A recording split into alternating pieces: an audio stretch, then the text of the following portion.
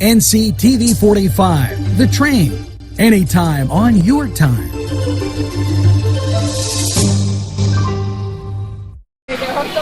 Our next speaker to share her story with us is Stefanie Shoaf.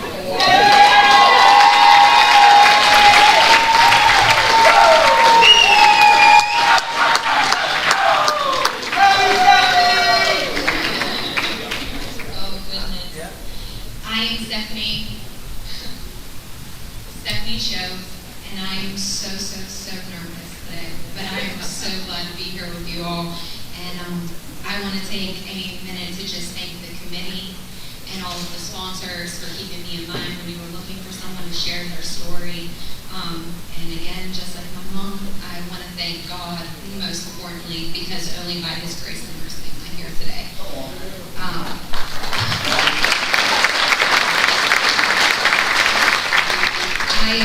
I cannot say that lightly, because whenever I look back on my story, my testimony, where I came from, I am absolutely supposed to be a statistic. I come from a long line of people that suffer with the disease of addiction in many different forms. My father died as a direct result of this disease, and again, by God's grace, my mom is here today with me as another speaker. It is absolutely possible to recover as a family. I can tell you some people right in this front row that are recovering as families, but sometimes you have to choose to be the first one. That you have to step out and say, not for me, and this might be where I came from, but this is not going to be what comes for me. Yeah. Whenever I was younger, I didn't realize how bad things were at home. Kids can be resilient in that way. It was all that I knew. The first time that I ever took an opiate, I was 9 years old. A family member that also sold drugs needed me to be able to supply something that only had this one particular kind of opiate in it and nothing else. And being the only person in the house that could provide that was me, a 9-year-old. I look at my son today and I couldn't imagine doing that. But I also know that whenever I was using, I would step over anybody and everything to get the next one. And by God's grace, I did not have my son when I was in active addiction. My son will be 2 years old this weekend and he has never seen me use.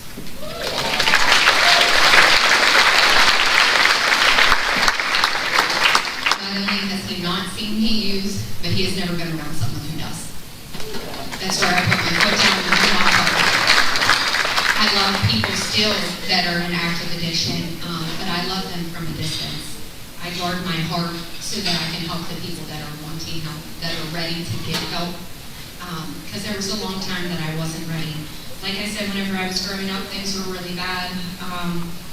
There was a lot of drug use in front of me. There was a lot of abuse, and one of the turning points was whenever I was 12 years old. I was sexually assaulted by my mother's dealer. I say that to say that if anything like that has ever happened to you, give it to God, because He will remove that pain. I say that to you because there was a time where I would have begged to hear somebody else say that they had been through something like that. I say that to say,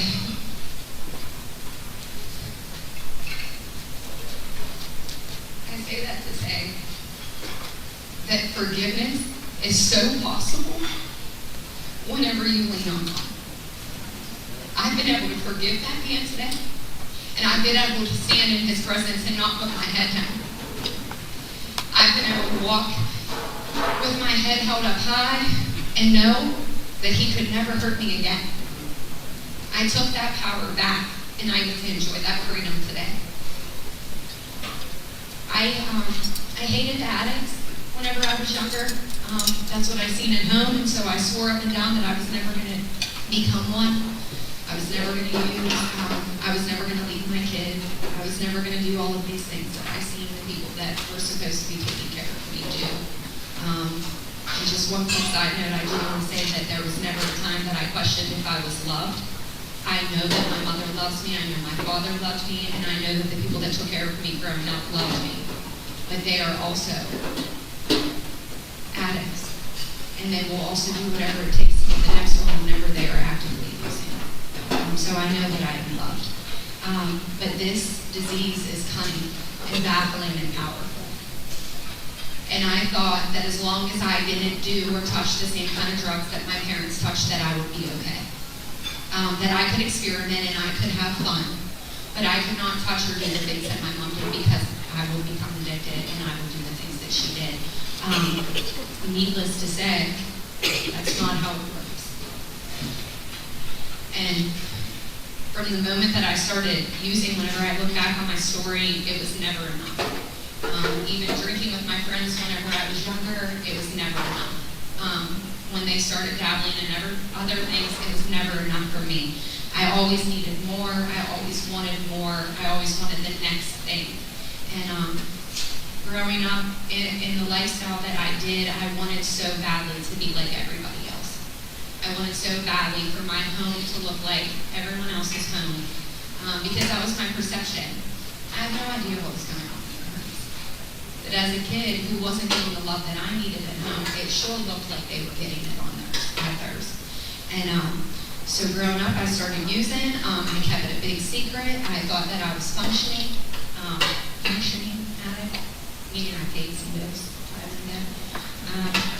And then I started to try to fill that void with men, with women, with money, with the lifestyle, with anything. I tried to fill that void and gain that peace from anything with the only person that I could get that from, and that's God.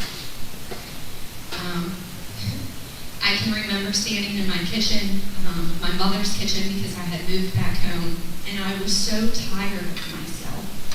I was so sick of myself that I was trying to make a cup of noodles and just get to my room, and I could not do it without gnawing. I couldn't get a 3-minute cup of noodles to the upstairs. And I was so sick of myself that I didn't know how to stop. I wanted to so bad that I wanted to stop. I knew that I was hurting everybody around me.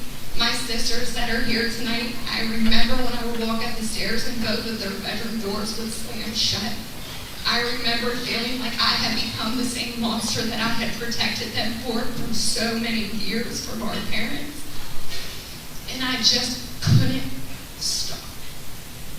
And I said out loud to myself, do you think that you need treatment? And I heard this voice say, absolutely. And I would love to tell you guys that it was God. We've heard some great stories about hearing the Word of God, but it was my mom, and thank goodness, because I thought that I was going crazy. She came in and she sat me down and she told me some stuff that she knew that I was ready to hear, this is why your sisters won't get in the car with you anymore. You know what I mean? I check on you 10 times throughout the night to make sure that you're still breathing. I remember doing that for her. I remember how that felt, and for the first time, I started to see my mom as an individual, not just my mom. It had to come full circle for me to understand what it's like to be an addict, to suffer from this disease, because for a long time I believed that it was a moral defect, that it was my fault. I knew better. You see it when you're grown up and you knew not to. And that's why it's hard to get vulnerable. It's hard to admit. Because if I ask the people that are in this room tonight what the disease of addiction looks like to you, I'm pretty sure that your answers are going to be the worst of the worst. But see, what happens is when we come into recovery, we disappear back into your community. You don't know. I don't wear a badge that says that I suffer from this disease. So you don't know when the nurse is checking you in at the hospital that she also has this disease. You don't know when your pastor is giving a sermon that he is too. You don't know that the kid that's taking care of your kids in daycare suffers from the disease of addiction. She might have 13 years clean, but she don't want to say it out loud because she don't want to watch you start clutching your first little time. I'm very grateful to be in a room full of people that do not lean on those stigmas, But that's not to say they're not there. But I refuse for the enemy to silence me by not telling my story. That's exactly why we just disappeared. We go back and we act like that part of our lives never happened, and we talk about it with the people that know us. We think that the only people that know us are people that have the same disease as us. And I'm standing in a room full of people that are trying to know, trying to understand. And I feel like that's where we're going to bridge the gap in this thing. Not just with the disease of addiction, but we live in a culture that we are so connected but disconnected from each other. We are not in relationship with each other anymore. We are in comparison with each other. I don't want to tell you what's going on with me because I got to post my family photo. I got to let you know that everything's okay over here. Everything's good. Look at my nice, shiny, brand new life. You know? And I don't want to say what's going on with me. So then I end up in surface conversations where I'm telling somebody that I'm fine and they tell me they're fine. Not understanding that pain shared is pain lessened. Whenever I tell my story, it doesn't just lessen the pain for me. It also lessens the pain for people that are in the room that also feel like that. Talk to people. At the beginning of this, he recognized all of the people that suffer from the disease of addiction. I'd like to ask real quick in the room if you love somebody who suffers from the disease of addiction or have lost somebody to this disease. Can you please raise your hand? Thank you so much. I want to take a second for you guys.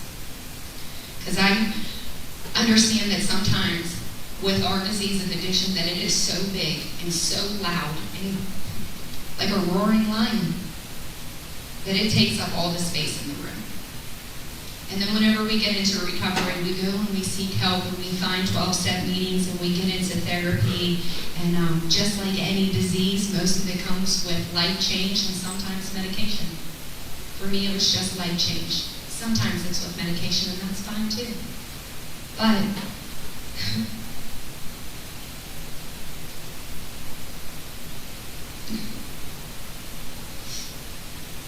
you matter. What you went through when we were using matters. The nights when you were grieving somebody who wasn't gone yet matters.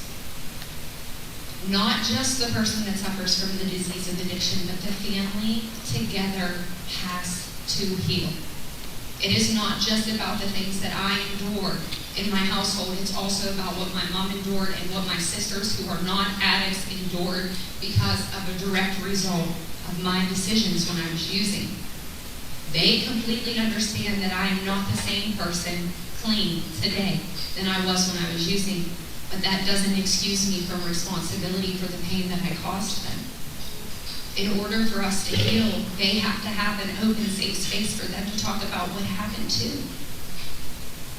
Like I said, we live in this culture that is so disconnected, and I'm striving for human connection today. I'm striving for real conversation with real people that want to tell me what's really going on. I want you to tell me about how buying a house was awful and not just post the keys. You know what I mean? I want you to tell me I don't want to be a mom today, Stefanie. I don't, because it makes me know that it's okay that there's days I don't want to be a mom today. I love it. That's my most favorite title. But today, in the world of gentle parenting, when I don't have a gentle child, I need somebody to take me. I'm here too. I'm here too. We're going through it too. And that's what I want to teach my son, so that he can talk about the things that he's going through, so that he doesn't have to look for things to fill that void. I love my recovery. It's the thing that I hold the dearest to me because I know that everything else in my life flows from it. Without my clean date, I have nothing. Because if I don't have it, I will put anything that I have gained on the line. And I know that I will do that. And I also know that I need to stay in this thing forever. I know that there will never come a time where I have arrived, where I have graduated from my drug addiction and I am ready to receive my diploma. I know that as sure as I know that I will always need God. The growth is endless. I'm clean now, but how well do I want to be? How well do I want to be? How good do I want to get? Because there's times where God has broken some chains off of me and I've picked them back up and wore them as jewelry because culture told me they looked pretty.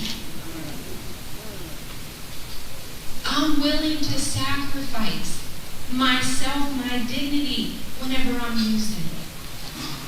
I'm out here trying to get everybody to tell me that I'm good enough when I have a God who already reserved me a seat at the table. I don't need anybody to tell me that I'm more than I know that I am. I'm to die for it, as a matter of fact. I'm to die for it. Thank you. Thank all of you for just opening your ears and allowing us to be a part of this. And before I close, I just want to mention that the title of this, Braveheart. Whenever they first asked me to speak out of it, I started thinking about this Brene Brown book that I was reading, Atlas of the Heart. And I had to go back, because I'm not good with quotes. I had to go back. But I remember reading about the original definition of courage, which is a requirement to have a brave heart. And so it comes from the Latin word cor, which means heart. That's where courage comes from. And so its original definition, whenever it first became part of our language, was to tell the story of who you are with your whole heart. And I hope that we did that for you guys today.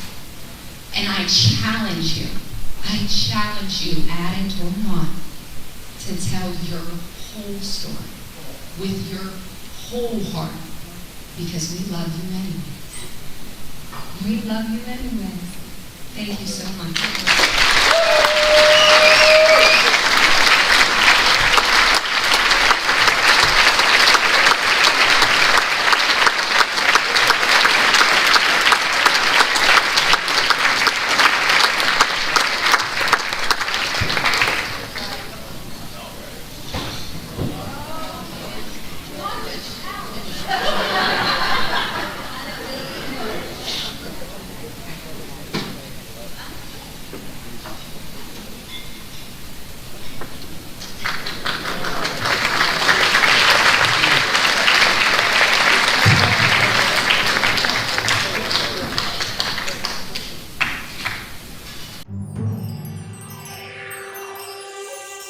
You're watching NCTV45, leading Penn, Ohio.